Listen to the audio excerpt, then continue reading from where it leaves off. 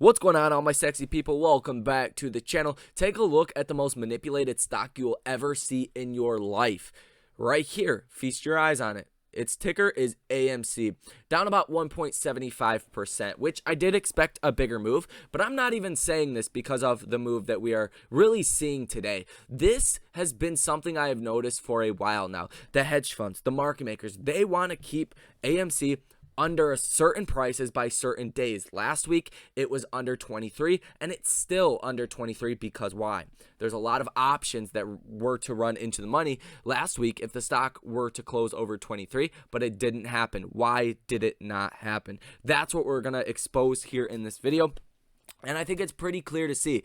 We're also going to go over the inflation, the big catalyst like the Fed Brainard that is speaking on Friday, as well as the earnings that are going to start coming out, a couple hundred companies per week next week, and bank earnings on Friday. We also do have a hedge fund that has increased their position by about 254%. But let's first off dive into this manipulation situation and how exactly they are manipulating the stock and the silver lining that is ultimately here. So let's make this very simple, and I'm going to explain this like I would to my daughter. So we have about 15 million shares that have traded hands so far for the day. If you pull up the 1 minute, you can see they're obviously keeping the stock under $23 per share. It doesn't matter what's going on in the marketplace. The markets can be up a lot, but AMC still cannot break over $23, right? So what's going on is VWAP is very important to understand. The volume weighted average price. What hedge funds, market makers, they program their trading algorithms to trade based off of VWAP, because if you buy or sell stock around VWAP, it has the littlest impact to the price of the stock, right? Until you get above VWAP. So you could see we were above VWAP earlier in the day. We actually did hit $23.36 per share. So what the market makers are doing, because they can legally do this, not for this purpose, but they can legally do this when they have to, is naked short stock. And a hedge fund manager just told me, I'm not going to go over any names, do it, get anybody in trouble here. But what they told me is that market makers have actually been fined before for doing this, and he believes they do this with AMC stock. And that's essentially flooding the markets around VWAP with, say, on the day, 2 million shares. They naked shorted 2 million shares earlier in the day when the stock hit $23.36 per share. And considering there was even more volume then, it, makes a bigger impact to the stock. So you start to send the stock down. And keep in mind, it doesn't all go in one order, say 200,000 shares every couple minutes being shorted. It drops the stock dramatically. But once you're under VWAP and once you really set that trajectory, you can pretty much keep a stock where you want it to be. Now, the silver lining to all of this is that once more volume comes into the stock, you can no longer do this in the same fashion. And your 2 million shares per se won't do shit if there's 100 million shares that traded hands or 200 million shares that traded hands. So that is really the silver lining here. But essentially, when they naked short the stock, they end up covering slowly throughout the day. So it just sets that stock down lower, and they're in and out. There's never any more failure to delivers because of that naked short.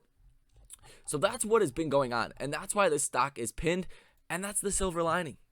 Once FOMO buyers, day traders, a catalyst, something comes out that forces people to cover a gamma squeeze, the FOMO buying, the traders, whatever it is, brings more volume into the stock, that's when that strategy no longer works.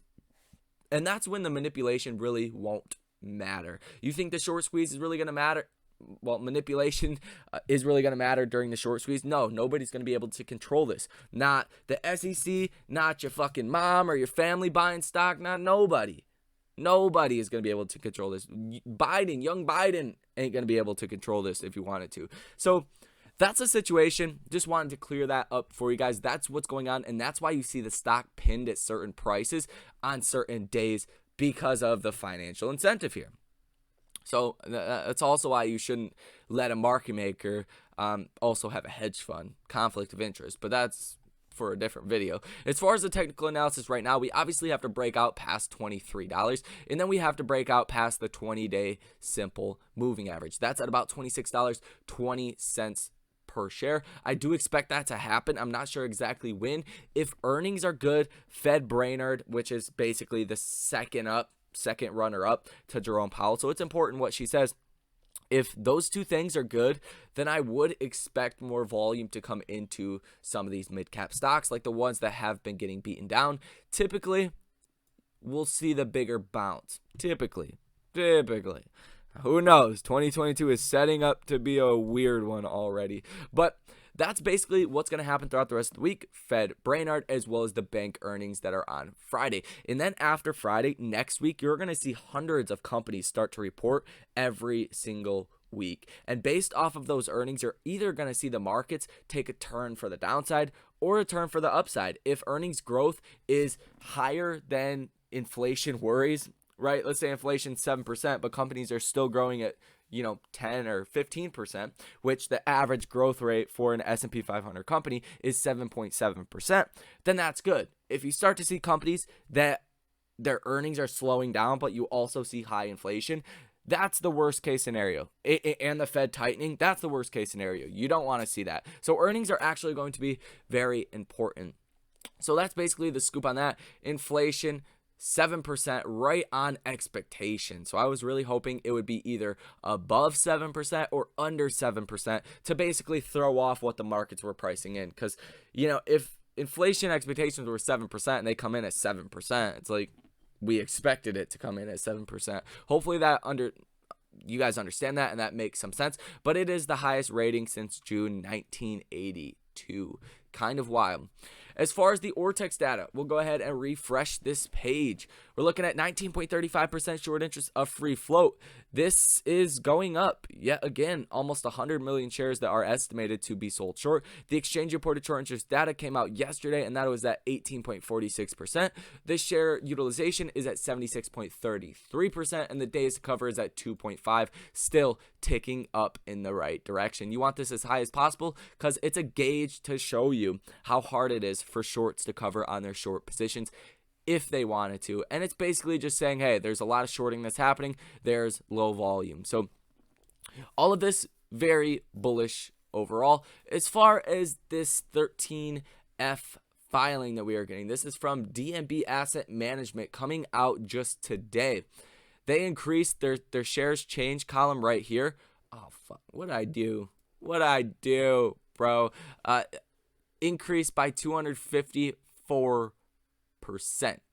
That's a big increase. Now they own 172,000 shares at $36.76 per share. Reported value of about $4.6 million. So not too crazy as far as a dollar amount. You're also seeing Vanguard. You're seeing a lot of other funds that are buying this stock. And we obviously know that AMC over the past 2 months, as the stock has been dropping, actually is seeing record inflows from institutional and hedge fund investors. So pretty interesting. All in all, I hope you guys learned something. The Stocko Tracker data is pretty much the same as what it was yesterday. That big week for January 21st is still on the table. We do have to get to about $40 per share to see about 60,000 contracts go into money. And then after $40, that's where most of the open interest actually is. So that is going to do it for this video. If you guys found value out of it, hit that like button for me. Consider subscribing to the channel. Check out Moomoo down below in the description of this video as well as